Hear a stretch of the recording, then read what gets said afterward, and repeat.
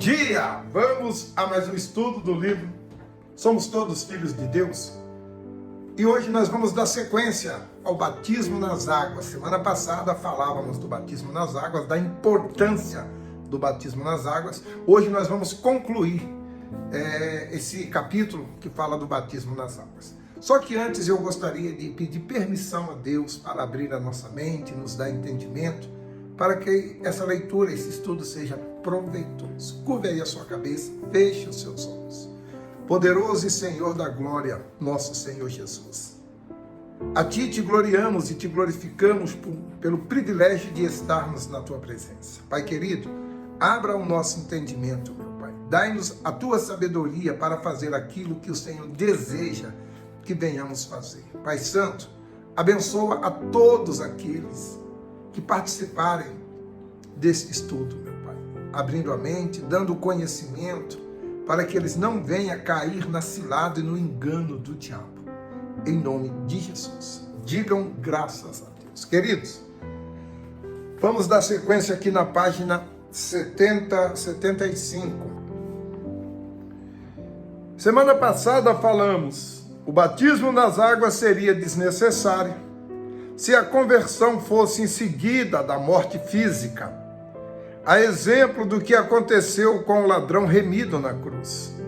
Naquele momento ele não necessitava de batismo porque a sua morte foi em seguida a sua aceitação ou conversão ao Senhor Jesus. Na guerra entre a inclinação da carne e a do espírito, a carne sempre leva vantagem. Existe apenas um meio de subjugar a fraqueza ou a tendência ou o desejo da carne, eliminá-la definitivamente por meio do batismo nas águas. Você vê que o batismo é um só, mas ele tem que acontecer. Enquanto você não conseguir controlar os seus impulsos, você ainda não foi batizado não. Você até passou pelas águas, tirou foto com o pastor, ali, você todo molhado, né, do batismo, tirou foto com o pastor, mas não aconteceu o batismo não. Porque naquela hora ali da foto, ali já tem que ser uma nova pessoa, uma nova criatura. E quem faz isso acontecer é você. Você negando suas vontades. Você dizendo não para você, para aquilo que atraía. Tem pessoas que são viciada em internet, viciada em prostituição, viciada em mentira, viciada numa droga, no cigarro, na bebida. E tudo isso, quem vence é você. A palavra de Deus, o pastor te ajuda tirando a influência espiritual. O espírito maligno ele sai, mas a vontade da carne permanece. E aí é sua luta para você vencer ela. O batismo simboliza sepultamento total da vontade da carne. Veja como o apóstolo Paulo tratou esse assunto com os cristãos em Romanos. Olha só o que o apóstolo Paulo diz. Lá no livro de Romanos, no capítulo 6, no verso 3 ao 6, ele diz: Ou não sabeis que todos quanto fomos batizados em Jesus Cristo, fomos batizados em sua morte? Para que, como Cristo foi ressuscitado dentre os mortos, pela glória do Deus Pai, assim andamos nós também em novidade de vida. Porque se formos plantados juntamente com Ele, na semelhança de sua morte, também seremos na sua ressurreição. Sabemos isso que nosso homem velho foi crucificado para que o corpo do pecado seja desfeito, para que não sirvamos mais ao pecado ou ao desejo do nosso corpo físico. Romanos, no capítulo 6, no versos do 3 ao 6. O batismo nas águas nos permite traçar um paralelo entre a morte e a ressurreição do Senhor Jesus. A morte e a ressurreição dos seus discípulos. O Senhor Jesus morreu, os seus discípulos e seguidores têm que morrer pela natureza pecaminosa e o desejo pessoal contrário aos do Espírito Santo. Isso significa arrependimento. Enquanto não houver um arrependimento da nossa parte, daquilo que nós praticamos, não haverá novo nascimento. Porque se você tiver só um remorso e não houver um arrependimento, você vai voltar a cometer aquele mesmo erro novamente. Então tem que haver de fato um arrependimento. Você tem que sentir repúdio de continuar praticando aquele ato. Após essa morte, vem o batismo nas águas, que simboliza sepultamento da natureza pecaminosa. Isso confirma que o que dissemos sobre a pessoa precisar morrer para o pecado antes de ser batizada nas águas. Para seguir ao Senhor Jesus, a pessoa que deseja ser batizada, renunciando seus desejos, suas concupiscências e as suas inclinações malignas. A morte sobre a qual temos falado envolve arrependimento sincero, pois só ele pode produzir atitude concreta, como desprezar e odiar ao pecado. O arrependimento verdadeiro nada tem a ver com sentimentos ou remorsos. Se a pessoa se batiza movida por remorsos de atos que praticou, o seu batismo não lhe trará benefício espiritual algum. O remorso é um sentimento momentâneo. Judas Iscariotes sentiu remorsos. Ele não se arrependeu.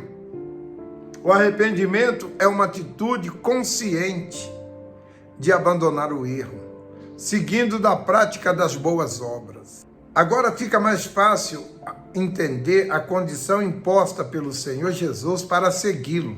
Se alguém quiser vir após mim, negue-se a si mesmo, tome a sua cruz e me siga. Mateus 16, 24. A renúncia a si mesmo, a cruz nos ombros, é a prática da palavra de Deus dia a dia. São requisitos para andar com o Senhor Jesus. Deus é santo e perfeito, puro. Como andar com Ele e continuar vivendo no pecado? É impossível. Como andar em comunhão com a luz estando nas trevas? É impossível. Portanto, antes do batismo, a pessoa tem que abandonar o pecado e, ao ser batizada, ela garante o sepultamento da sua carne para o pecado. Devemos seguir o exemplo do Senhor Jesus que, para ressurgir gloriosamente dentre os mortos, ele teve que ser sepultado. Foi o que o apóstolo Paulo ensinou, dizendo, de sorte que fomos sepultados com ele pelo batismo da morte.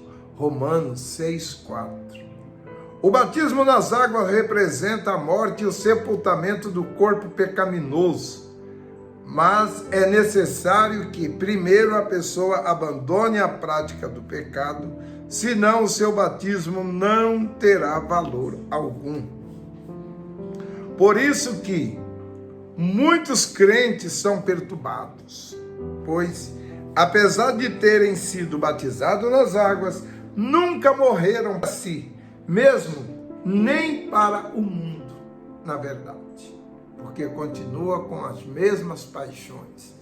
Nós temos pessoas dentro da igreja com mágoa, ressentimento, tristeza, depressão, tudo isso é obra da carne. E para uma carne praticar tais obras, porque ela tem que estar viva. Porque se ela está morta, então ela já não pratica mais, porque o corpo morto não tem mais vontade. Tá certo, amiga? Quando o batismo nas águas é válido, imediatamente surge um novo ser, isto é, a pessoa recebe uma nova mente, um coração novo, uma vida nova. As mágoas, os rancores, os ressentimentos, a inveja, o orgulho, os maus olhos, os ciúmes, enfim, tudo que simboliza a carne e que é normal a carne e para o mundo, deixa de dominar esta pessoa. Você passa a ser dominado por Deus e pelos pensamentos de Deus, e não pelas suas vontades, pelos seus impulsos. Para concluir, o apóstolo Paulo diz: porque se fomos plantados juntamente com ele em semelhança da sua morte, também seremos na sua ressurreição. Romanos capítulo 6, verso 5. Você pode acompanhar na sua Bíblia, que Paulo fala muito a respeito do novo nascimento no livro de Romanos. Ou seja, se a pessoa estiver unida ao Senhor Jesus na morte de suas vontades, da mesma forma como ele ressuscitou, ela também ressuscitará. Porém, se ela não morrer antes de se batizar, não poderá ressuscitar em semelhança ao Senhor Jesus. Aqui nós encerramos esse estudo sobre o batismo nas águas, que ficou em 2 aulas. Se você não assistiu à aula anterior, assista para você poder entender a conclusão do batismo nas águas. Semana que vem vamos falar o caráter dos filhos de Deus. Semana que vem nós voltamos. Vamos iniciar uma oração aqui e o coordenador dá sequência a essa oração aí com você, aí na sua igreja. Fique em pé, por favor. Nosso Deus, coloque dentro de nós a tua palavra e não deixe que venhamos esquecer os teus ensinamentos. O Senhor diz para nós guardarmos dentro de nós a tua palavra. Se a tua palavra, se a minha palavra estiverdes em vós, pedireis o que quiserdes que vos será feito. Então, meu Pai, que a tua palavra esteja em nós, para que possamos ter as nossas petições respondidas pelo Senhor. Pai querido, abençoa todos que participaram desta aula e ilumine a semana, que essa semana deles seja a semana mais abençoada da vida deles.